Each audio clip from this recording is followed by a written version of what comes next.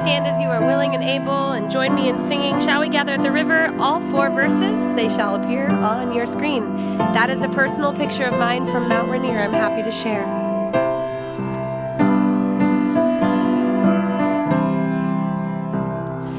Shall we gather at the river where bright angels' feet have trod,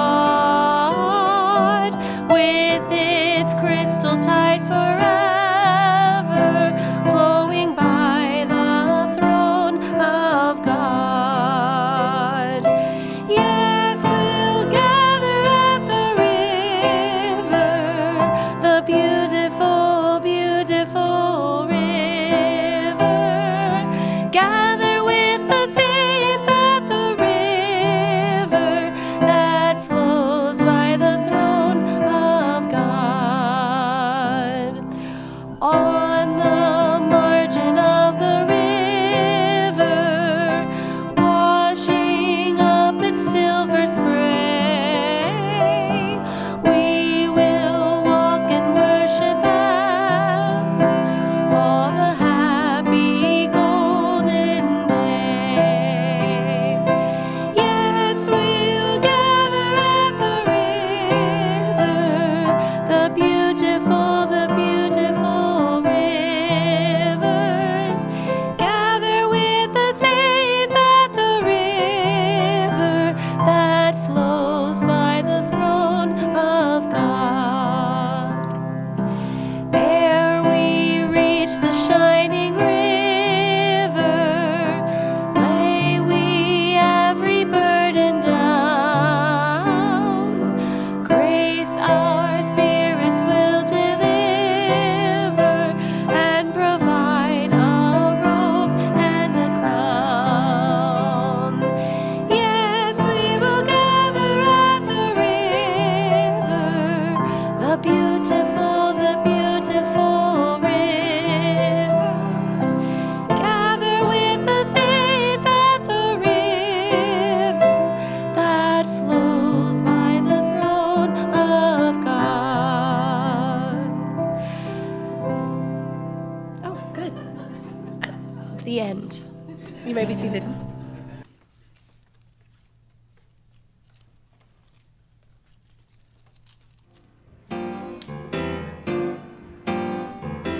The song says, you gotta keep your heart wide open.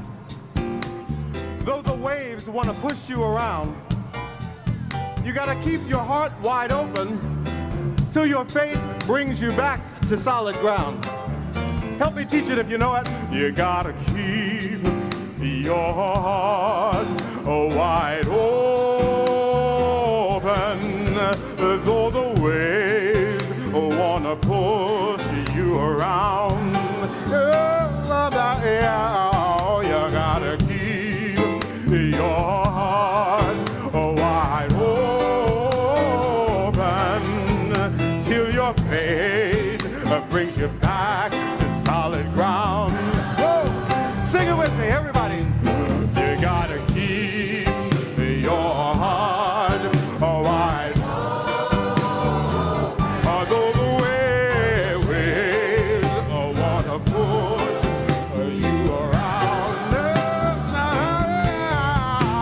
Gotta keep your heart wide open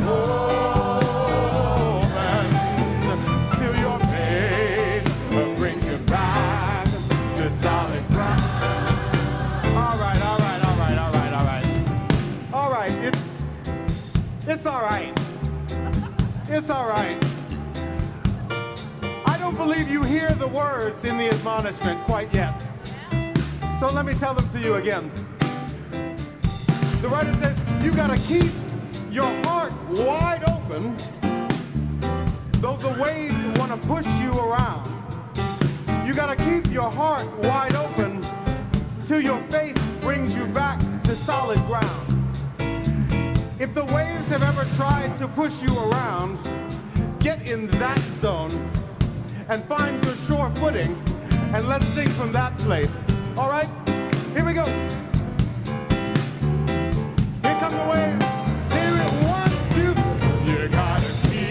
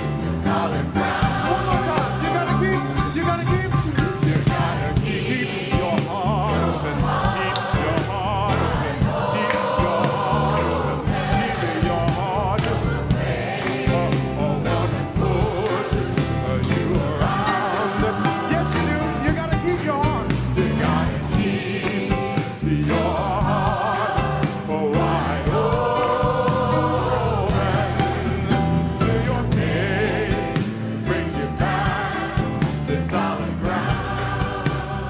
There's one more part. There's one more. Keep your heart open. Keep your heart open. Keep your heart open. Keep your heart open.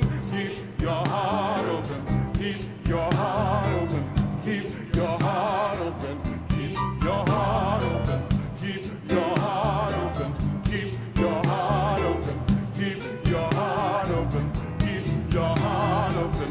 Keep your heart open. Keep your heart open. Where's the tune? Come on back. Come on back. You gotta keep your heart wide open. Go the way. Keep your heart open.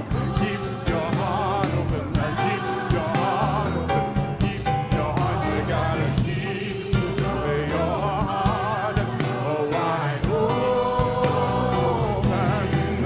Until your day brings you back. One more time. One more time. One more time. You gotta keep your heart wide open.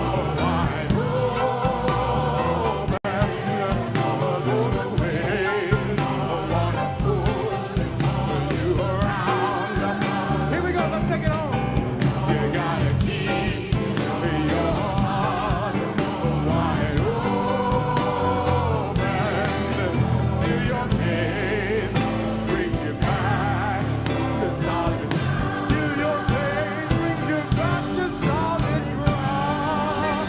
Yeah, yeah, yeah, yeah.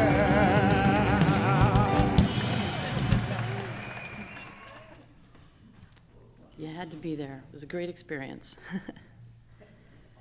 So some of you have been to General Assembly in the past. You may find my first experience brings back some memories, and for those of you who haven't gone, you might be inspired to give it a try next time, especially in person. There's nothing like it.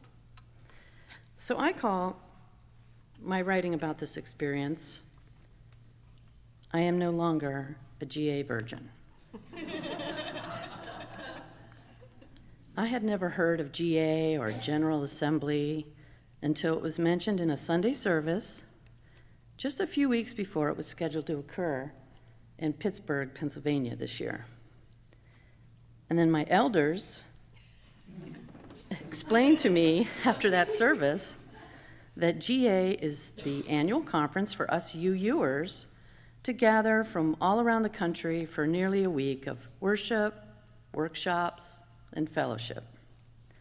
I'm in.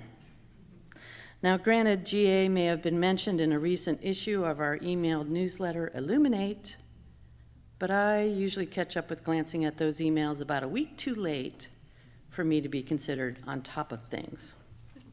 So Bonnie sent me the link and I registered. And initially, when I noticed there was a virtual option, I thought, well, maybe I'll try my first General Assembly virtually. But as luck would have it, that option was already sold out. This was my first experience with any virtual event being sold out. Who knew that could happen? I sure didn't. But I'm glad it did, because attending in person was really good for me. I offered to be the driver for our two delegates, Bonnie and Rosalie, as well as Gus, who says he always goes for the fun of it all. So the four of us got comfy in my minivan, and it was a smooth 2-hour drive up to Pittsburgh. And once there, we each got settled into our hotel rooms, and we agreed to meet up over at the nearby convention center to not only register our congregation's quilted banner for the banner parade that would take place later that evening, but to also catch the afternoon in-person orientation session in the great hall known as Ballroom A. With a bit of time in between those two events, we grabbed some convenient food, and who should we see sitting alone, staring peacefully out at the Monongahela River? Yes, we gathered at the river. But Trish Smith, Reverend Aileen's sister. Her contemplative, peaceful moment was short-lived after we showed up. It was good to also see Reverend Aileen later on as well, and the six of us tried to always do our best to stick together regularly and find each other while gathering in the Great Hall or taking in meals. And that first night, the Great Hall packed in our fellow UUers by the hundreds, as well as all of our banners that paraded in one by one, representing all of our congregations from around the country. UU Reston found us and stayed right beside us for the parade of banners with Reverend Aileen between us, appropriately enough. And after a warm welcome by the outgoing president of the UU Association and some inspiring opening comments and large group singing, I knew by the end of my first day at General Assembly that I would be forever changed and no longer a GA virgin.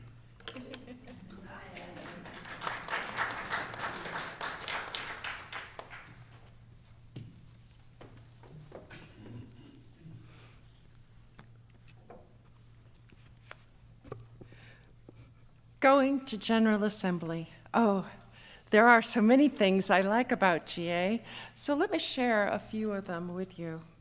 The experience of 4.5 days of GA is a little like attending a combination urban mini Chautauqua festival and summer religious revival with lectures, music, worship services, workshops, social events, and shopping.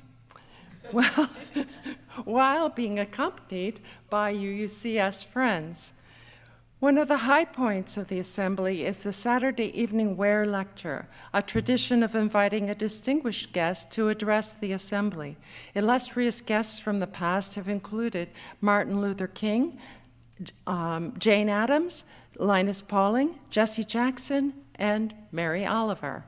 There is a certain cachet to attending. People often dress up and go out to eat before the lecture, and the atmosphere is of an evening soiree. The speaker is welcomed and introduced by the president of the UUA, and after the lecture, there is a book signing with long lines of people waiting to buy the author's book and have it autographed. This year's invitee, Professor Imani Perry, the Hughes Rogers Professor of African American Studies at Princeton University, is a scholar of law, literary, and cultural studies, and the author of 7 award-winning books. She is a small woman with a calm, gentle demeanor whose speaking style is somewhat meditative. Yet one comes to sense that the gentle exterior belies a mental and spiritual toughness which allows her to deeply examine the heart of good and evil and what lies in between. With a PhD in American Studies from Harvard and a law degree from Harvard Law School, she is well prepared for her chosen focus on understanding the processes of retrenchment after moments of social progress and how freedom dreams are nevertheless sustained. Her lecture was based on her most recent book, South to America, subtitled A Journey Below the Mason-Dixon to Understand the Soul of a Nation. The book is a creative, non-fiction narrative of picaresque quality in which the author journeys through places in the northern South, the deep South, and the coastal South, viewing the sights, talking with people, and meditating on the history, culture, and people. In the introduction, Perry writes, "To be beautiful, it must be truthful." And the truth is often ugly, but it's funny too, and strange, also morbid.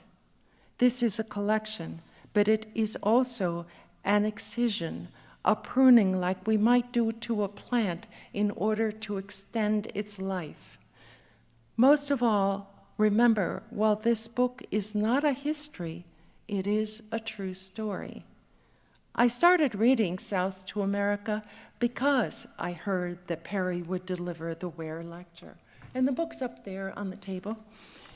The UUA bookstore, which is named in spirit, sets up a large shop in the exhibit hall at General Assembly. They display some of the latest publications from Skinner House Books and Beacon Press, the book publishers affiliated with the Unitarian Universalist Association, as well as books from other publishers. I look forward to spending several hours browsing through their offerings and think of it as a significant resource for worship and church ideas. My shopping list always includes children's books, especially picture books that talk about values, relationships, and spiritual imagination. This morning's children's story came from In Spirit. I also have an eye out for new and old volumes of the Meditation Manual series because they are great sources of readings for worship services and other church gatherings. This morning's meditation reading came for Incantations for Rest, the latest volume in the series, and it's a little book over here on the right. You're welcome to peruse it afterwards. And since my curious mind loves knowing history, especially social and cultural history, I look through the history books on display, and this year I bought Leadership in Turbulent Times by Doris Kearns Goodwin. She examines the leadership styles of 4 U.S. presidents, Abraham Lincoln, Theodore Roosevelt, Franklin D. Roosevelt, and Lyndon B. Johnson, asking questions about what makes a leader. I also consider religious histories, books that examine where UUs have been as a denomination and where they are going. This year, I decided that maybe it was time to read Nancy MacDonald Ladd's book, After the Good News, Progressive Faith Beyond Optimism. Maybe it will offer some spiritual insights about how to live in this time of chaos and instability. Most years, GA has lectures besides the Ware lecture, and this year there was an interview with Brian Broom, the author of the memoir, Punch Me Up to the Gods, which won the Kirkus Prize in 2021. From the interview, we learned that Brian had a difficult time imagining that he could be a successful writer and struggled with learning to become a man in a family and community in which his reality didn't seem to fit. I bought this book too, and although I've only glanced at it, I know that the writing is passionate and powerful, and that it contains beautiful descriptive language. If I hadn't gone to GA, I would not have considered reading this book. The Thursday evening service of the Living Tradition and the Sunday morning public worship services offer the opportunity to hear leading UA ministers speak and to hear some fabulous music. I'm sure you'll agree that music that we heard was fabulous. The musical excerpts from GA that we're hearing this morning are from that service. The service honors the work of UU religious professionals, including ministers, religious educators, and musicians. It marks the major milestones of their service. This year, we got to witness Reverend Aileen Fitzke, our minister, walking in the procession to receive full fellowship. If you would like to look over the order of service from the worship service, I have placed it on the table up front.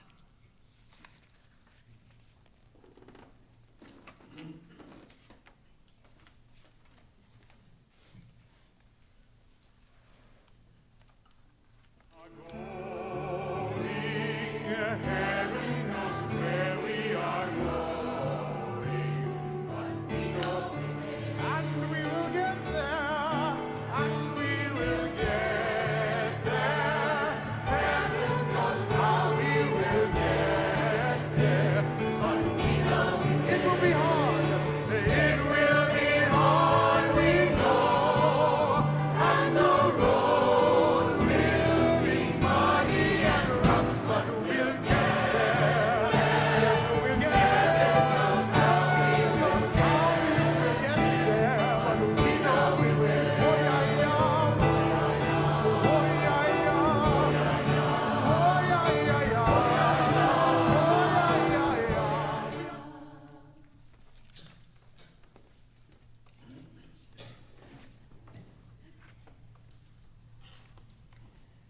Democracy is baked into our denomination.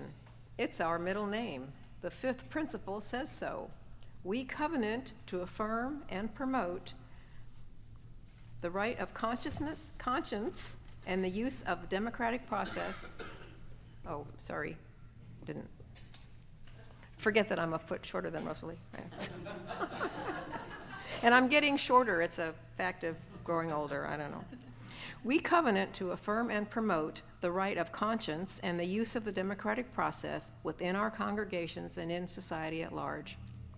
So you can imagine that there are lots of voting opportunities during the business sessions at GA, lots of democracy in action, and lots of debates too, because you know there are differences of opinion on every topic.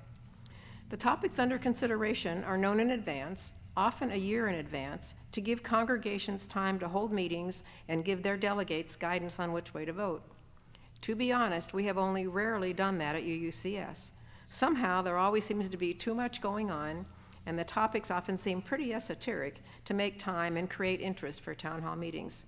Next year will be different. More on that later. There are two categories of votable agenda items, business and current events, and each of these has two types. Business items include bylaw changes and other business items. Current events-driven items include positions we might want to publicly take on really short-term events and longer-term study topics. Actions of immediate witness, AIWs, as the name implies, are really current. There are usually 6 or 7 presented, and we vote to choose by a 2/3 vote 3 for that year's positions taken at GA.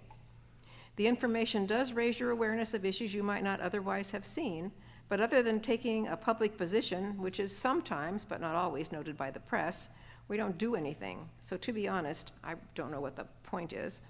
But there is a lot of energy and emotion involved with this. Lots and lots of energy and emotion. Of the 6 presented this year, we voted to accept these 3, each of which was presented in a multi-page document. Taking a stand against the proposed Cop City in Atlanta.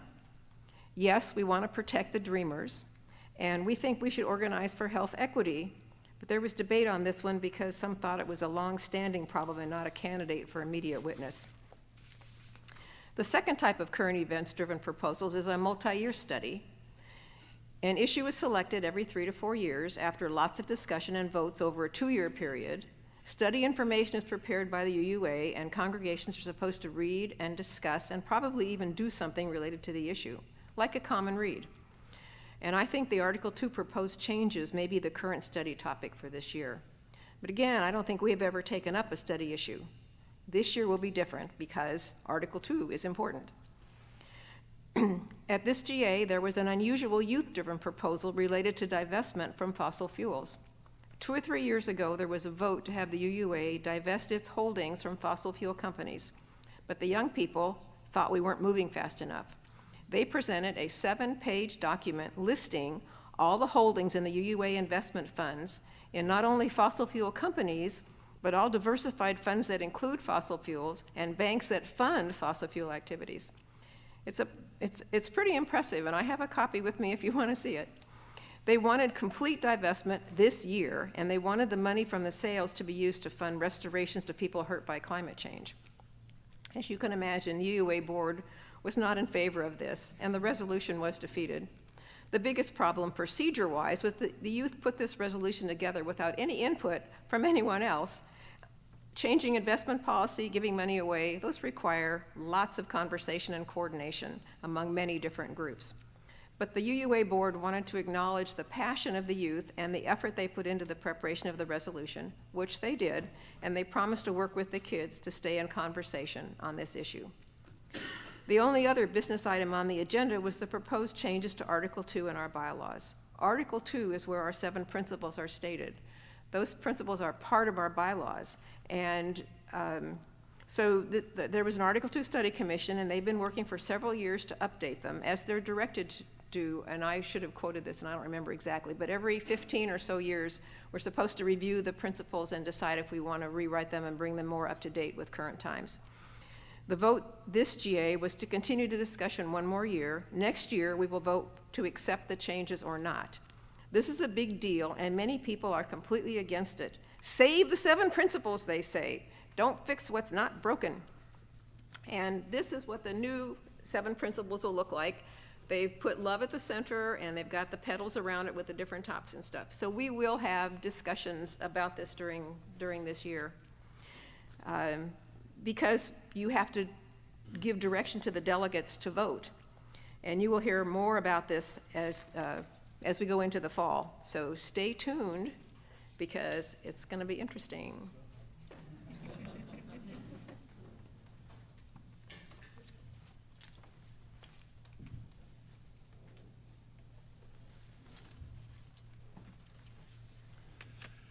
I am addicted to GA, and so I was asked to explain why. It's very hard for a lawyer to be brief, but I only have 3 or 4 minutes. I'll try my best. I don't remember exactly how many GAs I've attended over the years. I stopped counting after I attended 14 or 15. And so that's why I'm being asked the question, why do you go to GA so much?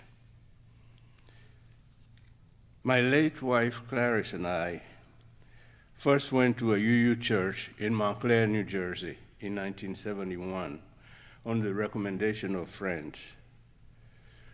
And they recommended it because we told them that we don't really care about the religions that we were familiar with or that we had contact with.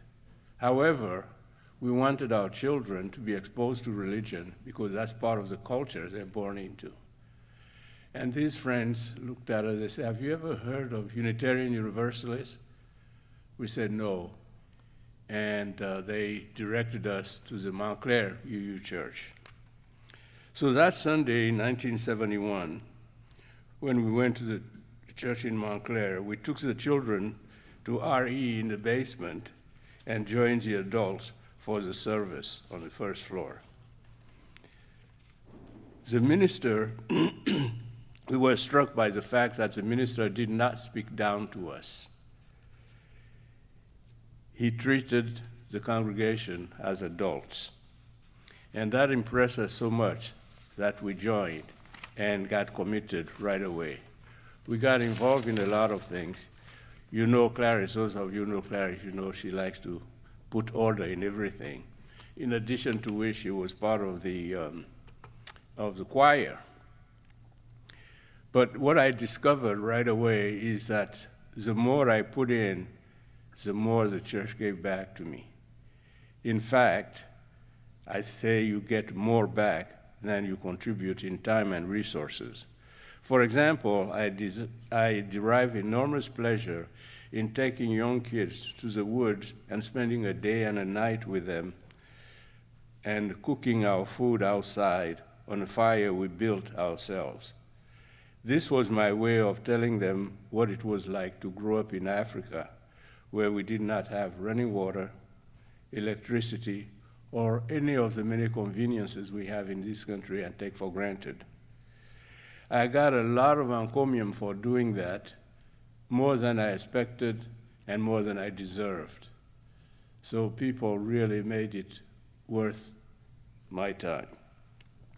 I got involved in many church activities and was invited to join the board of Midville Lombard Theological School in Chicago, one of our 2 seminaries. As you know, the other one is Starr King School of the Ministry in Berkeley, California. In every case, when we went to meeting, I worked with outstanding individuals, and I learned more about Unitarian Universalism. So when I first heard about General Assembly, I was curious and eager to attend to see what a forum of many UU churches would look like. I was not disappointed. It was exciting to see so many UUs together. Many of our churches, as you know, are small compared to other religions. So usually when you go to GA, there are about 2,000 people or more. And it's really exciting to be around so many UUs. It involved many of our luminaries, including outstanding ministers, well-lectured speakers, gifted musicians, seminary professors, among others. As the years went by, I kept attending GA, looking forward to seeing former minister, colleague, co-congregants, and scholars. For example, at this year's GA in Pittsburgh, I had a one-on-two casual meeting with our former minister, Reverend Anya, and her husband, Reverend Scott. Who can beat that? So, in answer to the question of why I go to GA so much, I can say briefly that GA lights a flame in me because of the people that I meet year after year, GA after GA. I passionately encourage you to attend General Assembly because I know you will not be disappointed. When instead of one Terry Dick, for example, you see 2, 3, or 4. And instead of St. Mary, in case you don't know who she is, you see 2, 3, or more. And instead of one Susan Reese, you see or hear 2, 3, or more. I could go on, but I'll spare you. Next year, GA will be online, as I think you heard. But the year after, it will be in Baltimore in person, very close to us. I will campaign, starting now, for us to go en masse. It will inspire and strengthen the bond that already unites us here at UUCS. GA has the power to do that. I will nag you, I will pray, I will really bug you until we go. So thank you.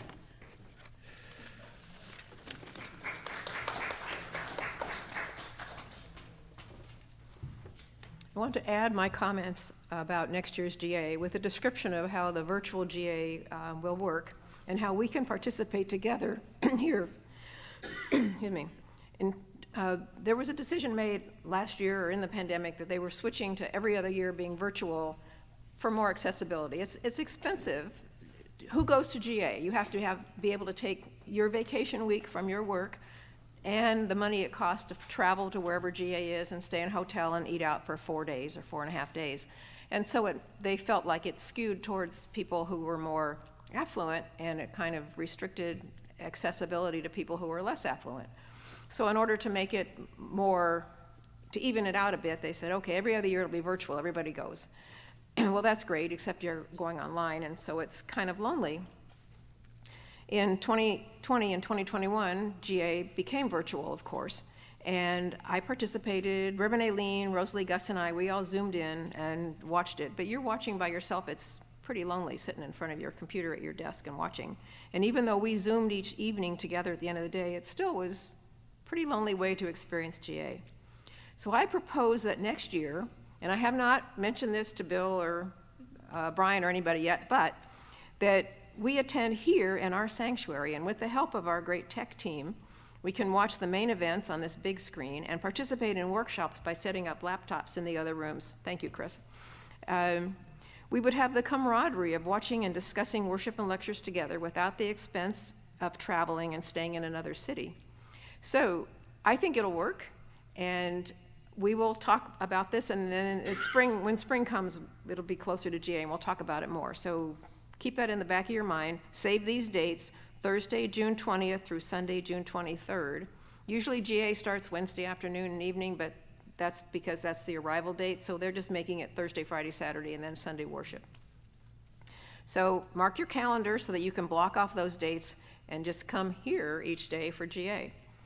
And in 2025, as Gus said, GA will be in Baltimore, right in our backyard. So join us there in real life, and you too can get one of these nifty name tags.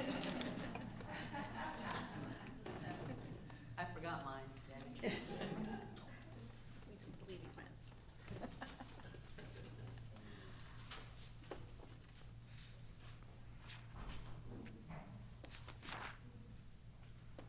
It is time for our offering.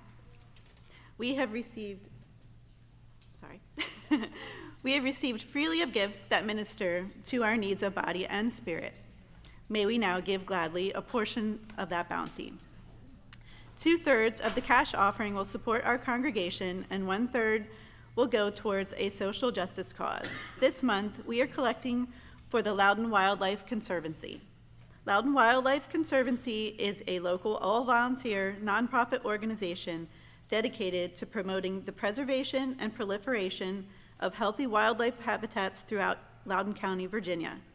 They work to build an understanding of the value of nature by offering free environmental education events, producing publications, tracking habitat health and species populations through environmental monitoring programs, and engaging in habitat restoration projects. If you are in the sanctuary, you are invited to place your donations in the baskets as they are passed.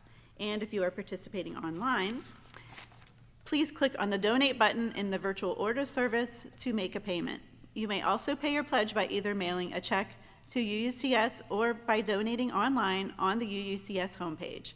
Please note when your donation is towards your pledge. Thank you for your generosity to our congregation and to our community.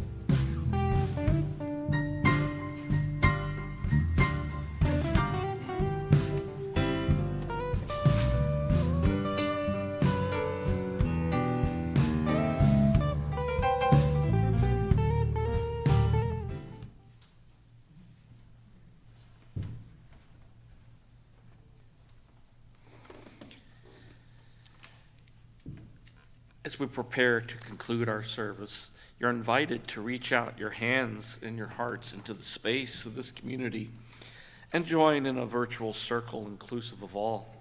But first, let us extinguish our chalice while we carry forth its light in our hearts. Now please join me in our covenant. This congregation is dedicated to the proposition that behind all our differences and beneath all our diversities, there is a unity that binds us together and makes us one, in spite of time and death and the space between the stars. We pause now in silent witness to that unity.